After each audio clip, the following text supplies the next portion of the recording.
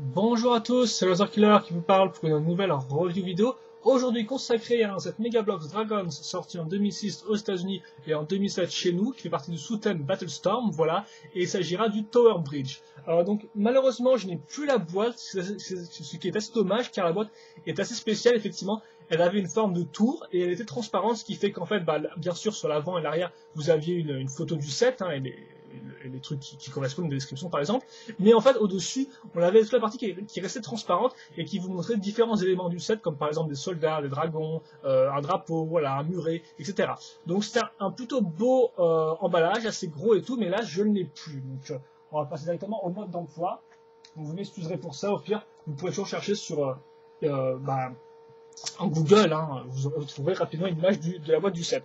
Et donc oui, je disais que ça s'appelait le Tower Bridge, mais en fait ça s'appelle le Plasma Dragons Tower Bridge, et comme vous pouvez le voir, il s'agit en fait d'une espèce de ponton avec deux tours. Et donc bien sûr, Battlestorm, je vous rappelle rapidement ce que c'est, hein, c'est un nouveau thème donc, de Dragons, qui suit Metal Aegis, mais pas au niveau de la storyline, car effectivement Megablox a décidé de repartir de zéro, en faisant deux nouvelles armées, donc les Orios qui sont dorés et bleus, et les Argentix qui seront argentés et rouges, ces deux nouvelles armées n'ont rien à voir avec les précédentes armées, et donc en fait on repart plus ou moins de zéro à ce niveau-là.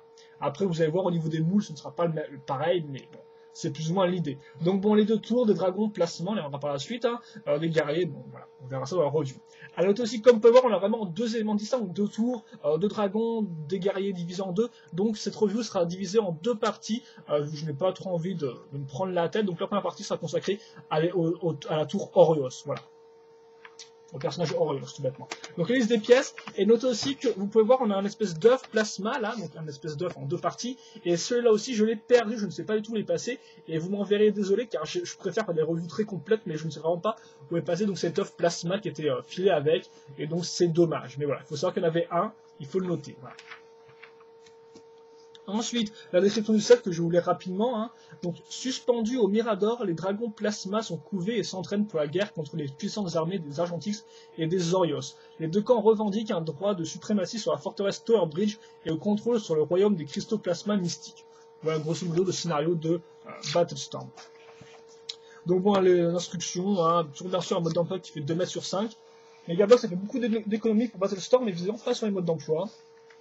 Vous pouvez d'ailleurs remarquer qu'on a un modèle alternatif, c'est un peu une première aussi de ce qui a été aussi introduit dans ce thème-là au final. Hein. C'est un peu une première ça. Hop là, un modèle alternatif, les différents mécanismes, ça on y reviendra par la suite. Les dragons, avec des belles photos comme vous pouvez le voir. Et les différents personnages avec le camp qui les appartiennent.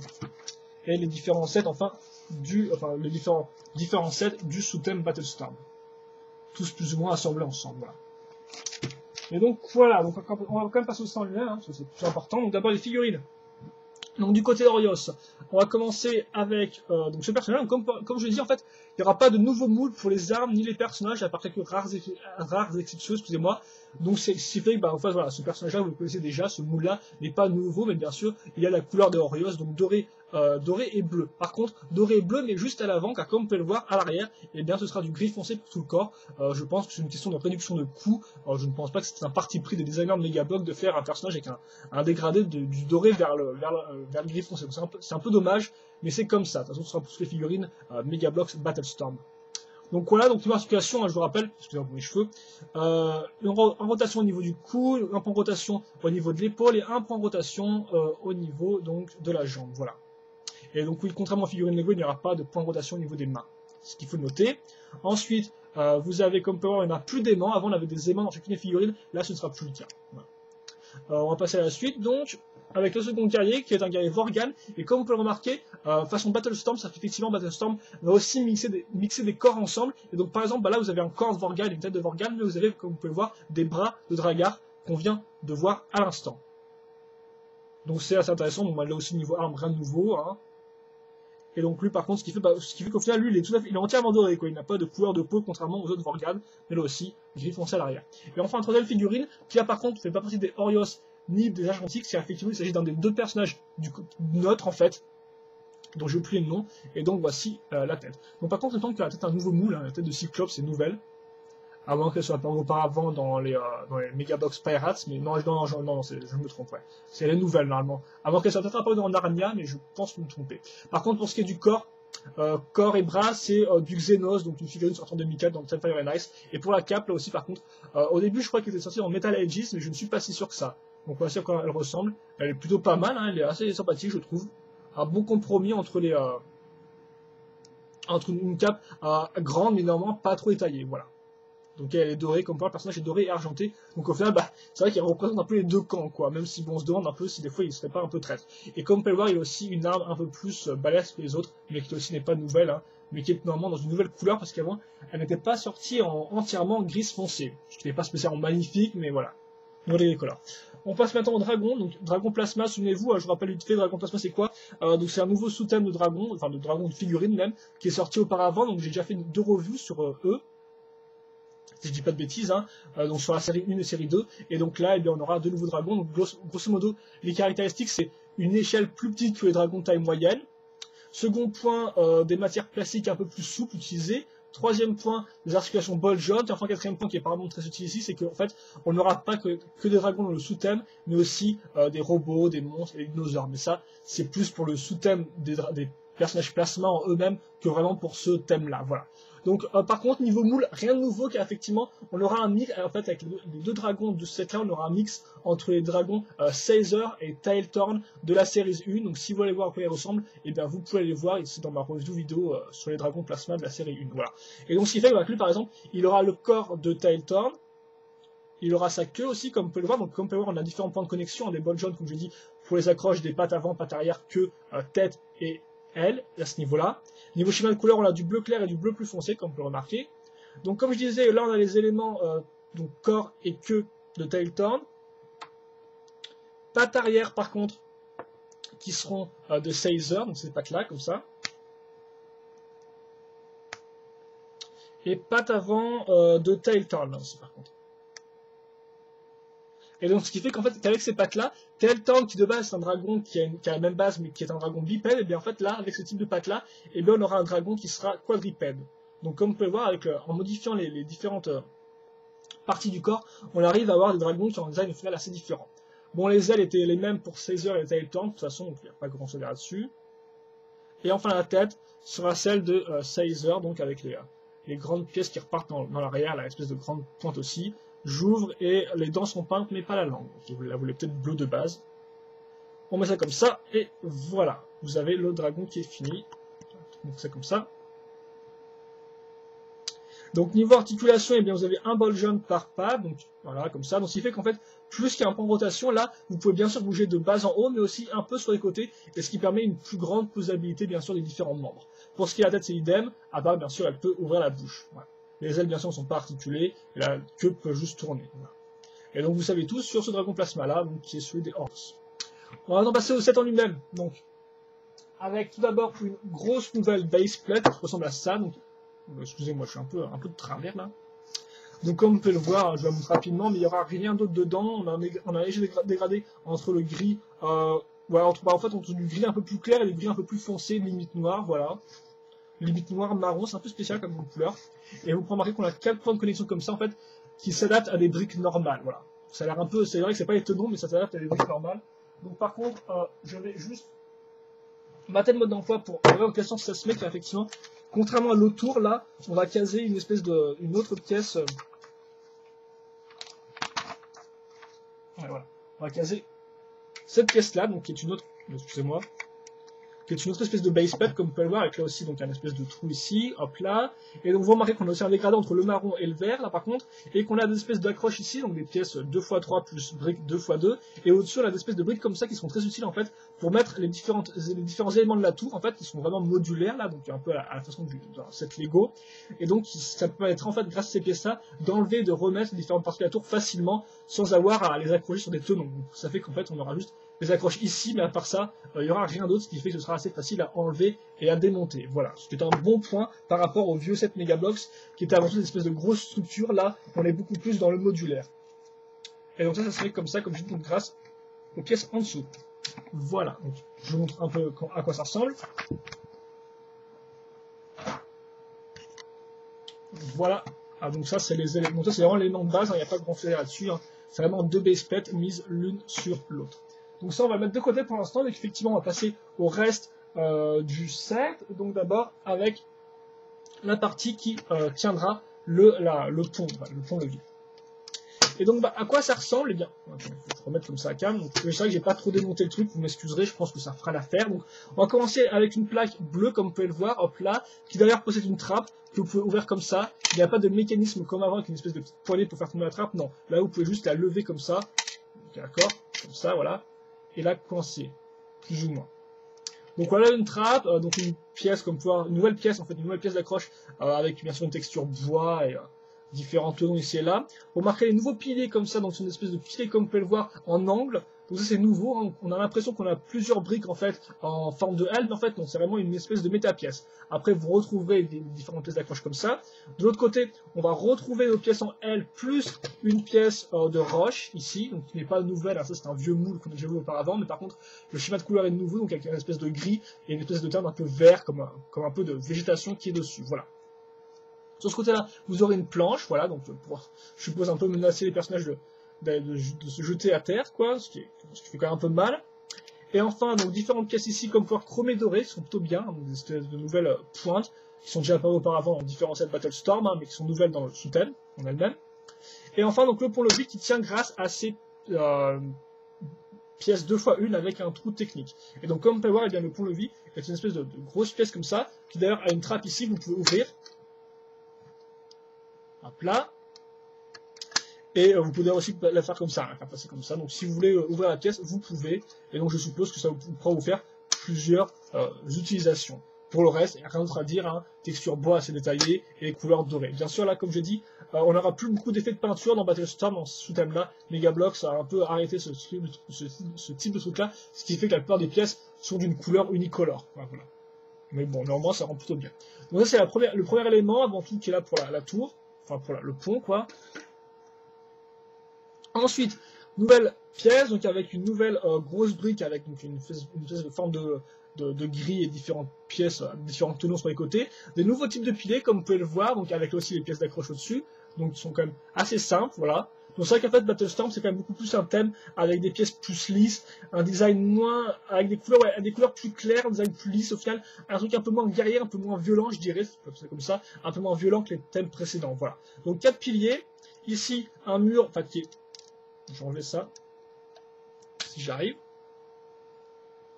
Un mur, donc là, comme quoi, en fait, qui est tout fait à ce niveau-là, sauf pour ces pièces-là sur le côté, et bien sûr pour les pièces en marche ici. Mais globalement, cette partie-là, là, donc hop, comme ça, avec la forme de mes doigts, c'est une seule pièce. Voilà. Alors, vous pouvez le remarquer à l'arrière, hein. Ici, c'est une seule pièce. Et dessus, on va caser donc un rempart, et comme power, il est entièrement chromé doré, et comme power, il a aussi deux points d'accroche, donc ça, vous pouvez l'accrocher soit comme ça, hop là, ou soit comme ça. Donc soit comme ça en fait, ou soit comme ça. Et donc là, pour les Orios, ce sera dans ce sens-là. On va marquer les différents tenons ici et là. Hein. Donc ça, c'est pas nouveau, les pièces qui ont deux fonctions en Megablox, c'est déjà fait auparavant. Donc là aussi, c'est une bonne utilisation pour un nouveau type de rempart. Effectivement, ce moule-là n'existait pas avant Battlestorm. Enfin, vous remarquerez cette pièce-là qui sera utile par la suite pour accrocher la chaîne pour le pont-levis. Et bien surtout le trône qui est fait entièrement en briques. Parce que c'est vrai qu'avant Megablox avait fait un trône en une seule pièce, qui était assez bien fait, mais là, ils ont décidé d'en faire un avec plusieurs pièces, ce qui est aussi plutôt pas mal, je trouve. Et qui rend plutôt bien, quoi. Il est assez efficace, assez solide, avec une pièce lisse ici pour mettre le bonhomme facilement et pour pouvoir l'enlever, donc globalement ça marche bien. Et donc ça c'était l'autre élément, aussi noter les petites torches ici. Et donc dernier élément, avec les deux derniers étages. Voilà. Donc, ça, on va le remettre après, on le rendra. Donc d'abord on va retrouver notre grosse pièce comme ça. À l'avant, on va retrouver donc cette pièce-là avec des espèces de briques avec des trous comme power au milieu qui serviront à faire passer la chaîne pour le pont-levis. Pour le reste, vous verrez, donc ces deux pièces-là vous connaissez déjà bien, ainsi que ces deux points de connexion qui serviront à accrocher le cristal, car effectivement, on a un seul cristal plasma dans ce set-là, et vous le verrez dans la partie argentix de la review. Mais donc voilà, vous pouvez aussi accrocher là, mais évidemment pour montrer ceux qui dominent. Vous noterez les piliers ici, donc qui ne sont pas nouveaux, qui sont apparus dans Metal Ages, mais qui sont dans une nouvelle couleur, là, qui est beaucoup plus claire que dans Metal Ages, où ils étaient apparus en gris foncé. Donc des piliers plus lisses, hein, voilà. Et donc sur ce côté-là, on aura une pièce avec une espèce de grande pointe en fait, qui servira à accrocher cette partie souple, qui fait partie, je vous rappelle, des dragons plasma en fait. Donc pour mettre le dragon plasma dedans et pour le faire éclore. Voilà, donc une espèce de placenta, je suppose. Ça peut sembler un peu dégueu, mais c'est les choses de la vie, les enfants. Donc une espèce de placenta pour dragon. tout ce que je peux penser. En tout cas, ce qui allait dans l'œuf, tout bêtement. Et enfin, donc, dernière partie, c'est cette pièce-là, donc avec donc, une espèce de grosse brique, hein, comme vous pouvez le voir, donc c'est aussi de base plate. On retrouvera nos 3 remparts chromés dorés ici, ainsi qu'un canon, donc canon endommagé, comme vous pouvez le voir, qui est déjà apparu auparavant dans... Attends, je me demande s'il a apparu auparavant, qu'il est endommagé, parce que je pense qu'il a apparu dans le thème des pirates, donc des pirates de Megablock, mais à part ça, mon dragon, je sais pas. En tout cas, comme il est assez bien taillé, assez bien fait, avec une chouette texture, et bien sûr, vous pouvez tirer cette partie-là, qui d'ailleurs n'est pas vraiment un boulet de canon, mais plus une espèce de flèche, comme vous pouvez vous en rendre compte.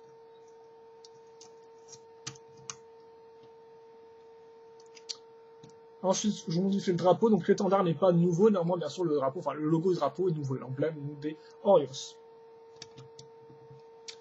Et donc, voilà, comme on a les chaînes ici, et donc, bah, il est temps d'assembler l'ensemble, hein, voilà. Vous verrez après que la tour Argentix est un peu plus détaillée que la tour Orios, il me semble, mais bon, il fallait bien commencer par une tour, donc on va commencer par celle-ci, d'autant plus qu'elle a quand même des bons éléments pour elle. Donc, ouais, par contre, là, ça sent un peu l'arnaque. on va voir ça comme ça, vous m'excuserez, après, on va un peu changer, mais globalement, je vais prendre le mode d'emploi pour être sûr de mettre les pièces dans le bon ordre, donc là, c'est pas vraiment d'indicateur. C'est bizarre, je me rends compte que le mode d'emploi, enfin, l'illustration du mode d'emploi à l'avant met les pièces différemment sur le... je veux dire, là, par exemple, là vous avez le truc des dragons qui est au premier étage, alors qu'en fait, là, il est au 3e étage. Donc, bref, j'ai... Ah, attendez, excusez-moi. Voilà. Donc, je suis où, là? Alors, attendez, je vais mettre ça par rapport à mon sens, pour être bien sûr de faire le bon truc. Donc, on va caser d'abord la pièce avec le pont-levis. Le pont-levis, donc la trappe, hein, donc voilà, la trappe au milieu, ainsi que la planche ici. Je vais mettre ça comme ça pour l'instant. On va bien maintenir ça en place. Hein. Après, on a juste à voilà. On peut accrocher sur notre pièce. Voilà, comme ça, il n'y a pas de problème.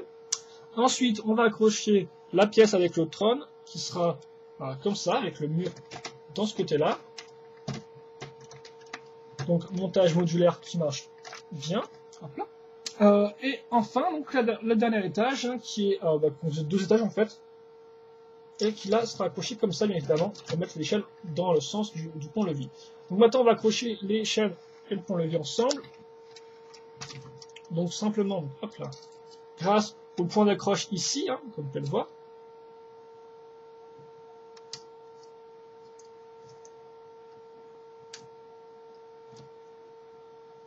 Et voilà. Et donc là, on a l'ensemble qui est fini. Donc, je vais vous faire un petit tour d'horizon de la tour Orios.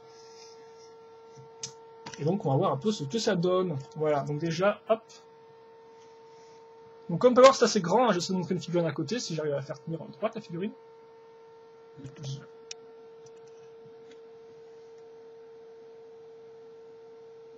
Voilà. Vous m'excusez, ça bouge un peu. Hein. Donc comme je disais, on va vite fait faire un récap au final aussi sur cette là. Donc voilà, donc premier étage qui est avant tout une espèce de grand trou avec 2 base plates, ensuite l'étage avec le pont avec une trappe, une planche et donc bah, le pont-levis, voilà. Ensuite second étage avec le trône, l'accroche pour les chaînes, on va y venir après. Troisième étage un peu vide avec l'accroche pour les cristaux et enfin dernier étage avec le canon et le drapeau. Et donc bah en fait la chaîne, donc je vais la prendre maintenant, je vais mettre ça comme ça rapidement.